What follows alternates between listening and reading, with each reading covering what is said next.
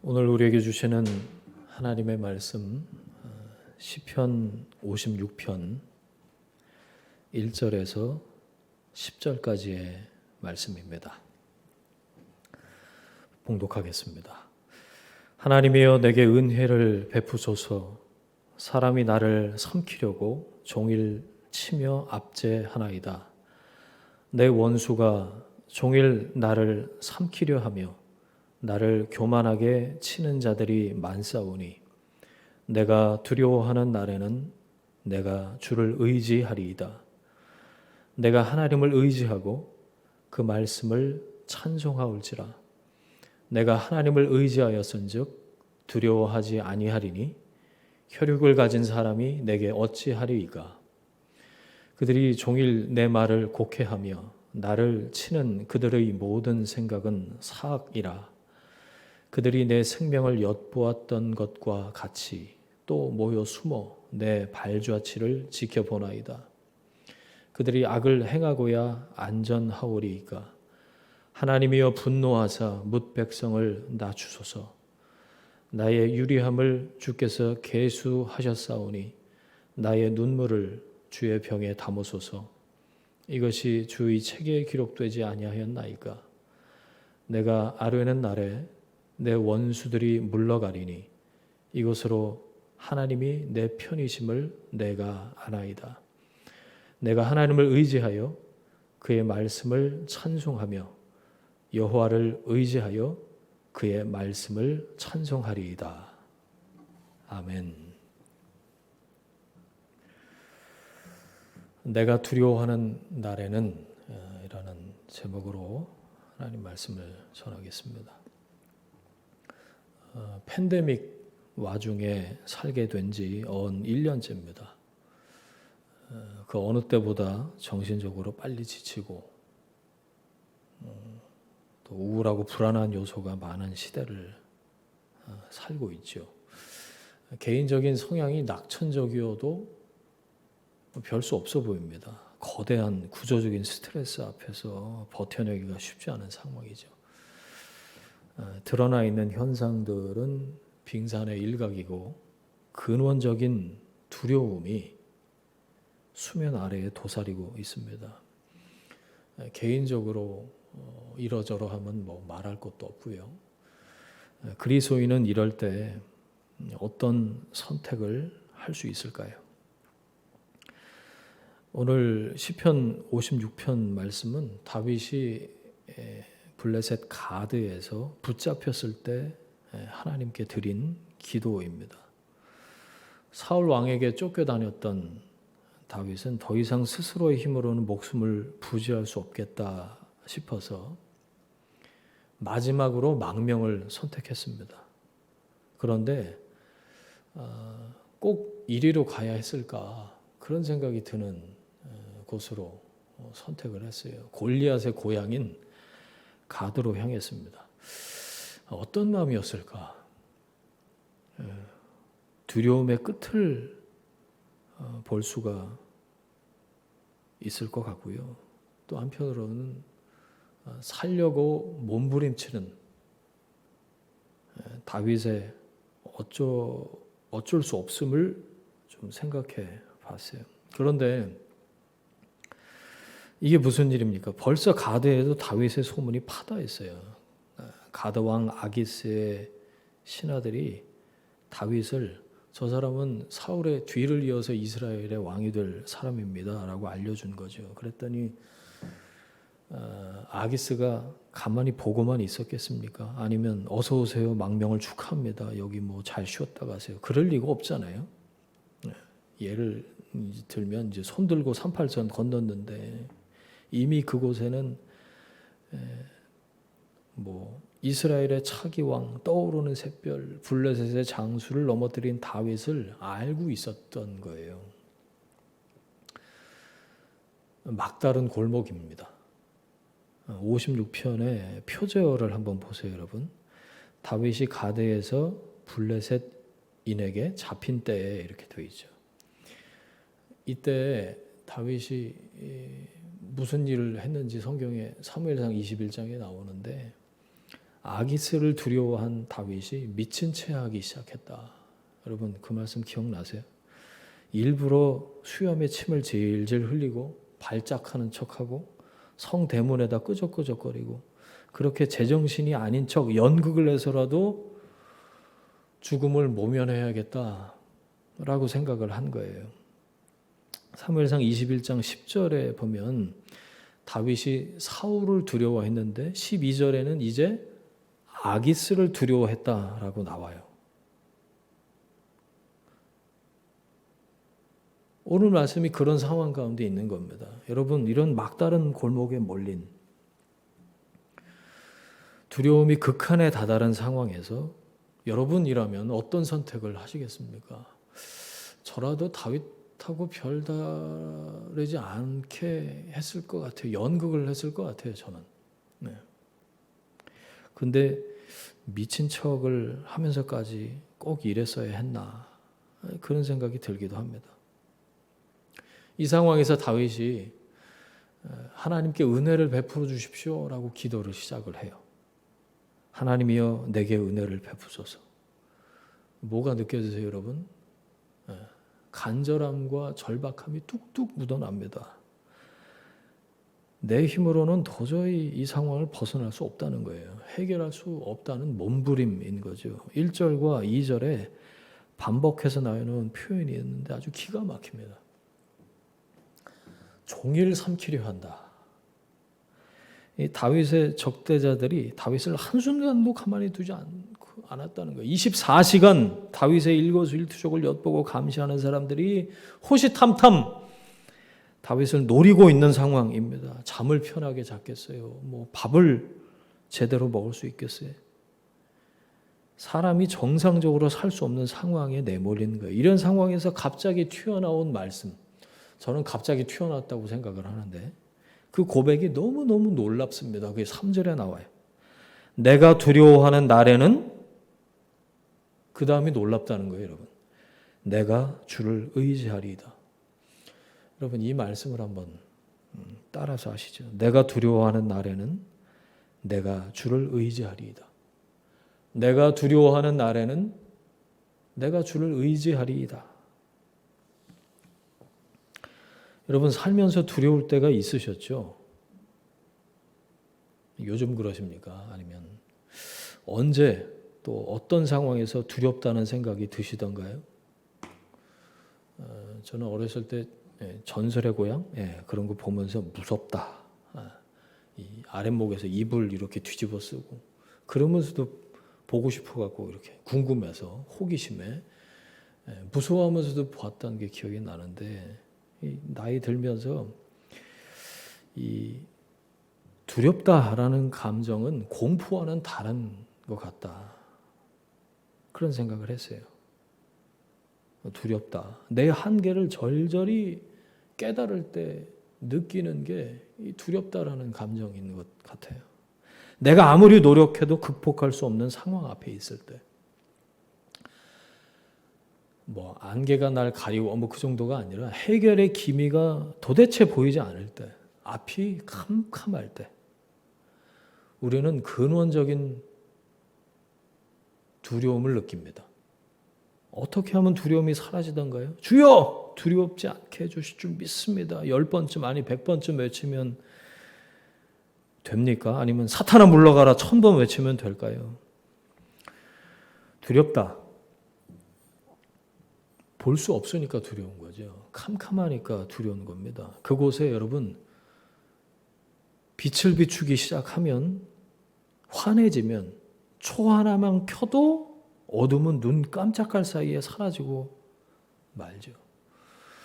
여러분 어둠을 향해 있지 말고 빛이 있는 곳으로 방향을 바꾸어야 됩니다. 바라보는 것을 바꾸는 거예요. 내가 아니라 나를 둘러싼 상황이 아니라 하나님을 바라봐야 한다는 거예요. 시선을 옮겨야 된다는 거예요. 내게로부터 눈을 들어 주를 보기 시작할 때 두려움은 떠나가게 되는 줄 믿습니다.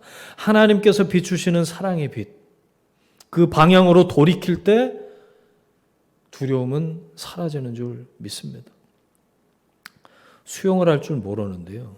예를 들어서 이제 잘못해서 강이나 바다의 사고로 이제 빠졌다고 가정해 보면 그것만 생각해도 두렵죠. 어떻게 해야 살 수 있을까요? 살아야 되잖아요.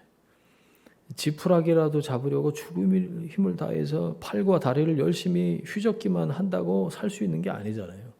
구조하는 사람이 구하러 올 때 온 힘을 다해서 그 사람을 막 붙들려고 그러면 오히려 더 위험하다고 그러죠.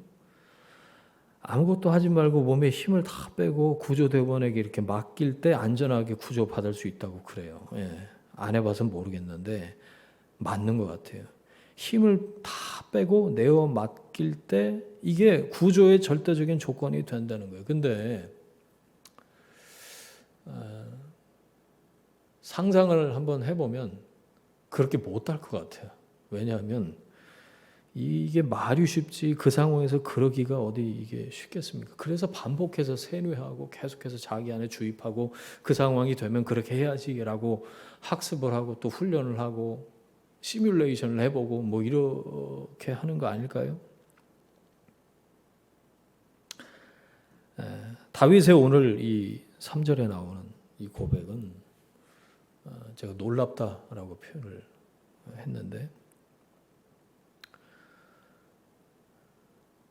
우리가 가진 본성이나 살아온 경험으로 볼 때 이렇게 할 수가 없어요. 도저히 불가능합니다. 내가 두려워하는 날에는 여러분 이 뒤에 문장을 완성해 보세요. 두려워할 때 어떻게 하셨는지를 보세요. 그리고 앞으로 내가 해결할 수 없는 그 두려움에 내가 사로잡힐 때 나는 어떻게 하겠는가? 그 괄호를 채워보시라고요. 내가 두려워하는 날에는 내가 주를 의지하리이다. 여러분 스스로 극복할 수 없는 두려움에 사로잡혀 있으면 그대로 잠식당하면 두려움에 잠식당하면 계속해서 나락으로 빠져들 뿐입니다. 여러분 두려워하는 날에는 두려움이 밀물처럼 밀려올 때는 시선을 주님께로 돌리는 거예요. 문제를 회피하시라라는 말이 아닙니다. 그 문제를 푸실 수 있는 해결하실 수 있는 하나님께로 시선을 돌리는 것, 하나님께로 향하는 것이 그리스도인에게 주어진 유일한 선택지이고 하나님께서 베푸신 은혜다라는 거죠. 4절과 11절에서 다윗이 이렇게 고백해요.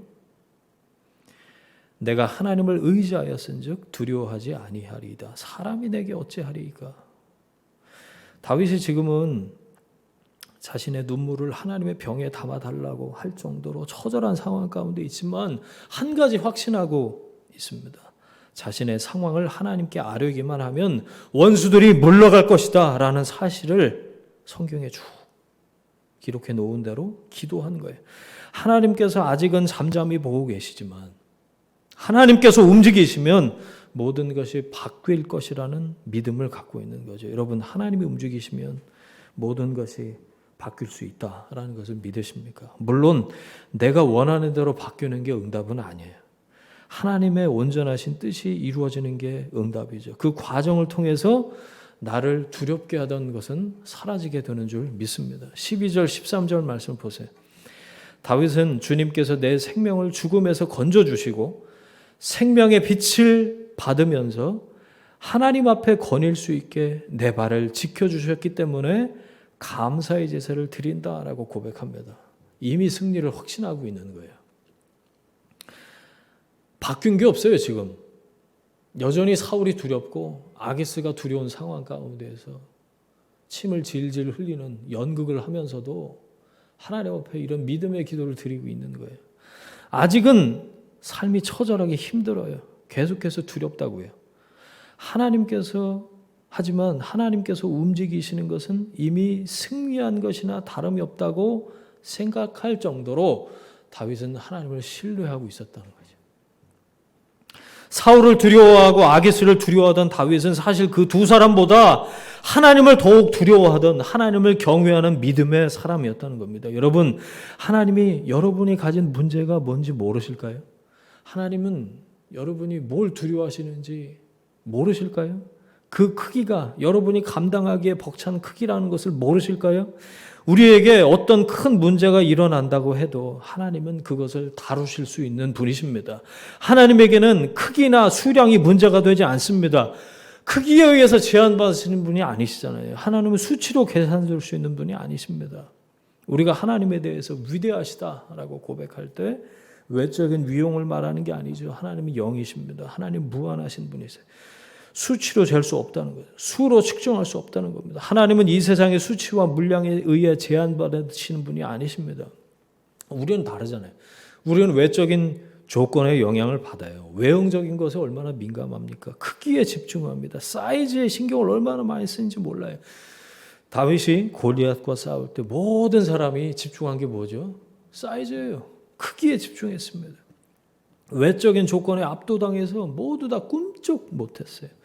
크면 힘이 있고, 크면 유능하고, 크면 대단하고, 그렇습니까? 성경은 그렇게 말한 적이 없어요. 그건 철저히 인간적인 관점일 뿐입니다. 믿음의 세계로 들어간다는 건 시각을 바꾸는 거예요. 크기로 결론을 내버리고 사이즈에 의해서 절망하거나 혹은 희망을 갖는 태도를 버리는 것을 통해서 우리는 믿음을 배울 수가 있습니다. 문제의 크기에 압도당하는 것이 아니라 하나님이 문제보다 크시다는 것. 하나님이 이 상황 가운데 어떤 분이신가? 하나님이 누구이신가를 경험하며 알아가는 것이 가장 중요하죠. 우리 신앙의 핵심 과제예요. 하나님이 어떤 분이신가? 그것을 배워가고 학습해가고 알아가고 경험해가는 거죠. 인간이 죄로 타락하기 이전에는 하나님을 바라보는 시각에 문제가 없었어요. 그런데 범죄한 이후부터 인간은 하나님을 바라보는 관점에 시각에 문제가 생겼습니다. 공간과 시간의 지배를 받는 우리가 하나님 역시 공간과 시간의 지배를 받는 분으로 오해하고 착각하게 됐다는 거예요. 그래서 하나님을 내 주머니 크기의 하나님으로 축소시켜요. 이것이 타락한 이후에 우리에게 찾아온 시각의 문제입니다. 그래서 나에게 큰 문제가 닥치면 하나님한테도 이게 큰 문제라고 생각을 하는 거예요. 하나님도 마치 한계에 갇혀 계신 것처럼 생각하고 뭐죠? 결국 하나님 못 믿겠다는 거예요. 하나님 신뢰하지 못하겠다는 거죠. 하나님 은혜가 우리에게 임하면 우리 시각의 변화가 일어납니다. 인간적인 관점으로 하나님을 바라보던 자리에서 벗어나서 하나님을 바라보는 시선의 변화가 일어납니다. 우리는 예배 안에서 하나님을 하나님으로 바라보는 것을 훈련하는 거예요. 하나님을 예배할 때 우리의 눈이 열리는 역사가 일어나게 되는 거죠. 끊임없이 계산하고 크기에 압도당하고 겉으로 보는 것에 의해서 매여 있는 우리의 인식의 틀이 벗겨지면서 무한하신 하나님을 만나고 그 안에서 자신의 삶을 다시 바라보게 될 때 우리 안에 있던 불안과 두려움이 사라지게 되는 줄 믿습니다. 하나님을 하나님으로 알아보면 모든 것이 달라져요. 하나님을 만나는 순간 길을 찾게 됩니다. 하나님이 어떤 분이신지 알게 되면 그 안에 문제의 해답이 들어있어요. 하나님을 넘어선 문제는 이 세상에 없기 때문에 그래요. 여러분, 하나님이 답을 가지고 계십니다. 믿으십니까? 우리가 하나님을 알게 될 때 우리는 하나님을 전적으로 신뢰할 수 있게 됩니다. 신앙생활의 키는 하나님을 의지할 수 있는가, 하나님을 신뢰하는가이죠. 감리교의 창시자 요한 웨슬레가 미국으로 가려고 배를 타고 가다가 거대한 풍랑을 만나서 위급한 상황에 빠졌습니다. 풍랑 속에서 이제 죽는구나 라고 생각을 하면서 그 죽음의 두려움에 공포에 시달리고 있는데 배 한 구석에서 모라비안 교도들이 찬양하는 소리가 들리는 거예요. 내 영혼 평안해. 그 찬양하는 것을 보고 웨슬리가 충격을 받았어요. 이미 목사였고 선교사였던 웨슬리가 그 죽음의 공포 앞에서 본인은 어떻게 할 수 없는 상황 가운데 있는데 한켠에서 그 상황에서 찬양을 하는 사람들의 모습을 보고 충격을 받은 거예요. 이런 상황에서 찬양을 할 수 있다니. 하나님을 전적으로 신뢰하는 것은 무엇인가? 그걸 생각하고 실제로 경험을 한 거죠. 산상수훈에서 예수님이 염려하는 사람들에게 말씀하십니다. 공중에 나는 새를 봐라. 들에 있는 백합화를 한번 봐라. 눈에 보이는 그 세계를 보면서 눈에 보이지 않는 하나님을 보라고 말씀하시는 거죠. 들에 있는 백합화나 공중에 나는 새를 누가 책임지시는가? 그것을 통해서 하나님을 보라는 말씀이죠. 여러분 두려우십니까? 문제의 크기에 압도당할 때 자신을 바라보지 마시고 시선을 하나님께로 옮기시길 바랍니다. 자신이 의지하던 것들을 내려놓고 하나님께로 시선을 집중하시기 바랍니다. 오직 하나님을 바라보는 은혜가 여러분 가운데 있기를 축원합니다. 여러분 상황 때문에 흔들리고 계십니까? 환경 때문에 두려움에 사로잡혀 있습니까?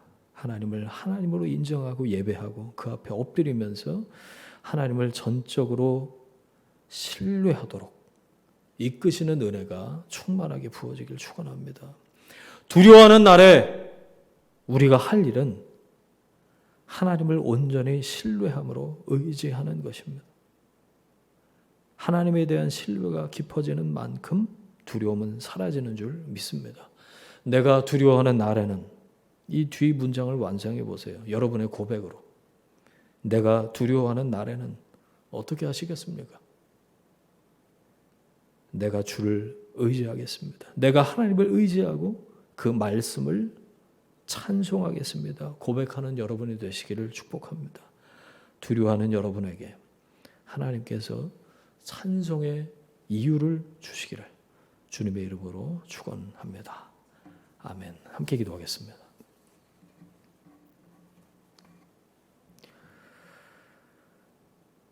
하나님 아버지, 내가 두려워하는 날에는 내가 주님을 의지하겠습니다. 라고 고백한 이 다윗의 고백이 우리의 고백이 될 수 있도록 인도하여 주옵소서. 이제는 예수 그리스도의 은혜와 하나님 아버지의 사랑과 성령님의 동행하심이 지금부터 영원까지 함께 하시기를 간절히 축원하옵나이다. 아멘.